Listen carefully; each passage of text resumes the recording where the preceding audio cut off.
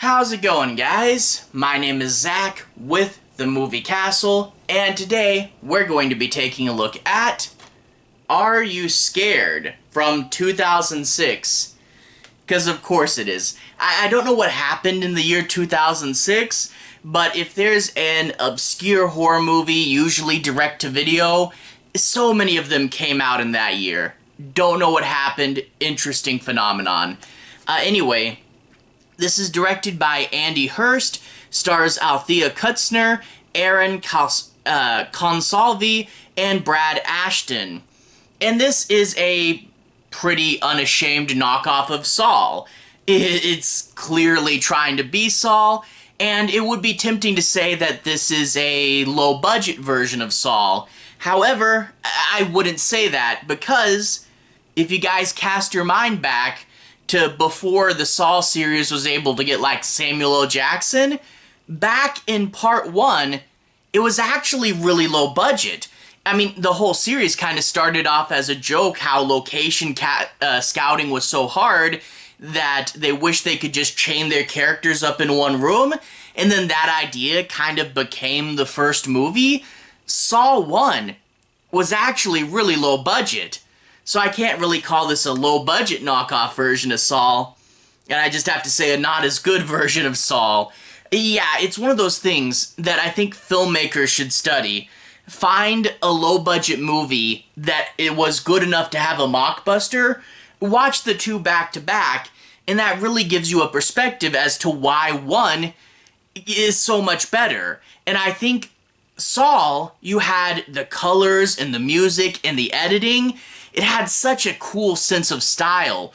It was very grimy and gritty, and the traps were absolutely brutal. Not with Are You Scared, though. Are You Scared just doesn't have the teeth that Saw did, and the traps in here quite often either don't make sense or just are underwhelming.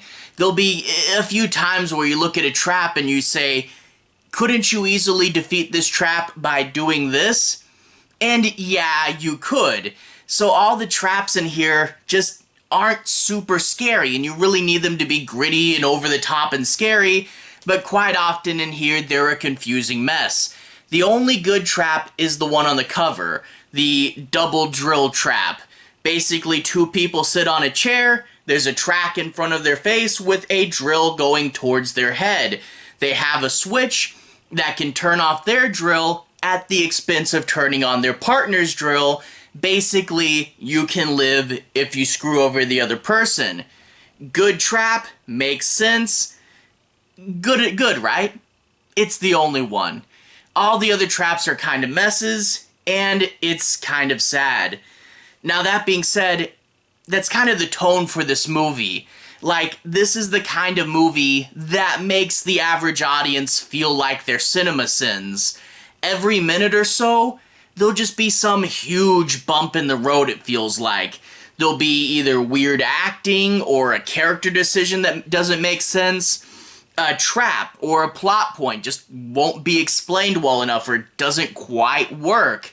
And then there'll be things like a bad effect or just a blatant error. And I obviously won't talk about everything. I'm not CinemaSins. I'll try to, as we go into the plot, I'll explain the things in the beginning better, because I do want to make sure you guys understand the tone, and I do want to provide a bit of analysis. I won't go through and point out all the flaws of the whole movie. We'll keep that to the beginning scenes. But anyway, I do want to go ahead and talk a bit about the plot. I won't be doing any major spoilers, but I do want to say my piece on a few plot points and begin the analysis. Anyway, we open up, where else but with Prologue Girl. A girl is in a trap. If she beats it, she'll get a modeling contract, which is a weird thing for not Jigsaw to offer. And also, he has a modeling contract? How did he get a hold of that? Whatever. Right off the bat, we're cued into this production level because the girl is handcuffed behind her back and all chained up. Most of her chains look like this. Halloween store great for fun Halloween celebrations, but don't necessarily look super realistic up close on camera. So she's wrapped up in Halloween store chains, but then her handcuffs behind her back are a semi-realistic set of prop handcuffs. And you can see how these textures don't match. I don't know why you even needed this. If she was handcuffed, that would have been enough. By the way, these are from my short film, The Rose. I don't just have handcuffs lying around the studio for no reason. Anyway, so right off the bat, we're cued into production level, and then we get the first trap. And one thing I should have mentioned with the traps earlier, almost all the traps are 60 seconds. That is a huge mistake. When you do a Saw movie, a lot of it is about the tension and going, do I really have the guts to do something so dangerous? And a lot of it is the build-up before the characters finally do it. And when you have 60 seconds, you don't have time for that. And also, it's usually simply not enough time to physically do the trap. Also, I think there's less than 10 traps in here, and this movie is a little under 90 minutes. So why are we saying, hey, the traps can only be such a small percentage of the movie? Dwell on them.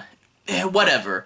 Anyway, her task that she barely has enough time to do is push 2 buttons. One is on the other side of some broken glass, which I guess she could Marvin the Martian shuffle and push them out of the way, but no, she's just gonna crunch along there. And she gets the first one. The second button is in a fish tank, which looks like it's full of water, but she sticks her head in, it's acid, and she just flippin' dies. How is this trap supposed to work? I mean, if she had put her head in, ow, acid, but I can do it a few more times, and it's like, do I have the guts to ruin my face in order to live? I guess I could get that. But no, one touch of this acid and you're dead. I guess you were supposed to just smell that it was acid and bump the fish tank over with your head or something? I don't know. The little button on the bottom is clearly not connected to anything, and if you needed that exemplified, her modeling contract is underneath the button. So where does the flippin' wire go? These traps, it'll do that to you. We then cut to our cop characters, and the cop characters are who will be jumping to periodically in the movie in order to shake things up a little bit and pad the movie out. Minor spoiler, they do flippin' nothing. You could edit them out of the movie, have the same result. Their plot is so incredibly inconsequential, but Saul had cops, so this movie has cops too. He gets there. Prologue girl is turned into a skeleton. What, did they find her 200 years later? Whatever, I guess it's just that good of acid. And another one of the cops calls our main detective the boy who called Wolf. It's just one line, and I shouldn't dwell on it, but this is just how the movie gets you thinking with all these constant little airs. There's a skeleton there. He wasn't lying, he was just late. The boy who called Wolf was lying. There was no wolf. The boy who called Wolf was not a story about a boy who called Wolf too late. And they bring this up again later in the movie. It's just not right. Anyway, the detective gets an FBI profiler friend, and now you have boy cop and girl cop, and there was a serial number on the fish tank, which means they instantly find Jigsaw. Well, okay, no, they still have to track him down, but they move super fast. Which, yeah, it's crazy. The serial number leads to a warehouse where they find the guy that made Jigsaw's traps. Again, they get there super fast, but also, the guy who made Jigsaw's traps? Lame! No, Jigsaw has to make his own traps.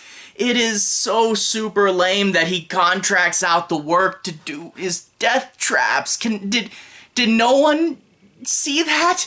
They could have just said he made the pieces, but he describes one of the traps and we're like, no! Whatever. Forget about the cop characters. As I said, they do nothing. The main characters, they all wake up, naturally suspicious of one another, until they find out that they're on Are You Scared?, the TV show. Then they're all happy that they've been kidnapped. Which, just saying that this is a TV show, it's like, oh, we're gonna comment on reality TV.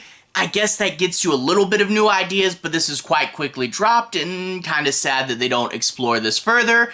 But also, what are the characters thinking? I'm guessing that he pitched Are You Scared as a new reality TV show, but the audience doesn't get that, because the audience knows these games have been going on for years. So it's sort of like the characters are like, woohoo, we're gonna get murdered on the internet, and we applied to do this. I'm sure there's a way to read it where it makes sense, but your base initial gut reading makes it feel like these characters are just super happy they got on the murder show. Anyway, they'll get pulled off one by one to do their special challenges, and as I said, they're not great. The first guy that dies, a few things I want to mention with his trap. He wakes up with a big gaping hole in his chest, and it's all bandaged up. Yet, just like every other character, when he finds out he's on TV, he's just happy now. They performed involuntary surgery on you when you were sleeping after they kidnapped you, but woohoo, I'm on TV. This attitude shift, oh my gosh. But it turns out there's a bomb in the room, and the secret key is hidden somewhere. There's a surgery table and instruments. Where do you think the key is? Well, he has to find the X-ray, and of course the key's inside of him, because that's what they did in Saw. However, the key looks like a wedge.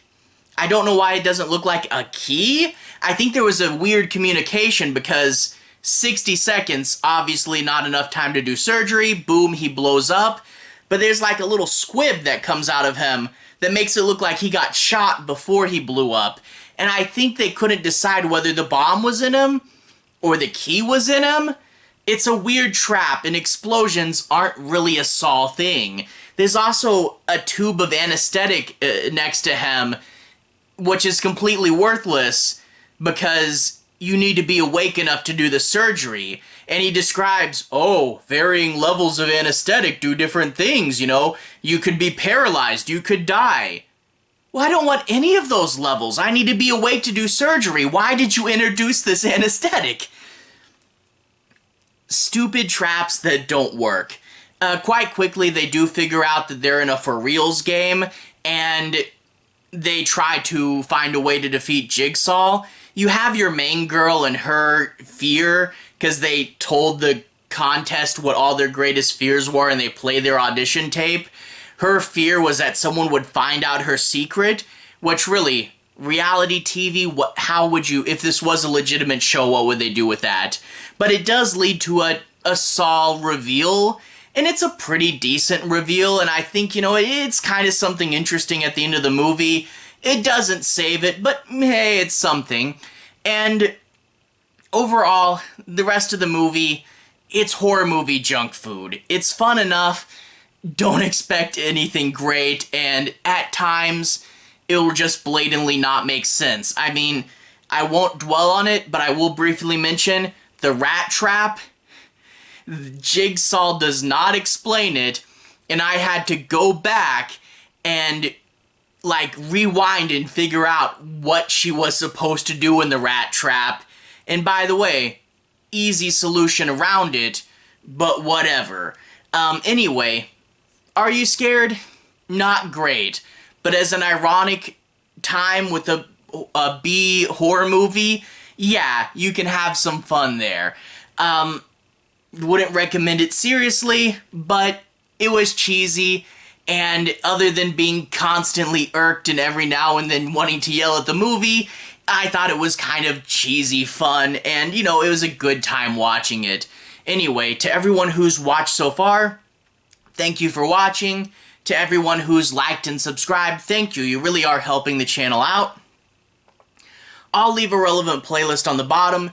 If you guys want to see me talk about more movies, you can click right here and see more. Anyway, have a good day. I'll see you guys again very, very soon. Relevant playlist on the bottom. Have a good day now.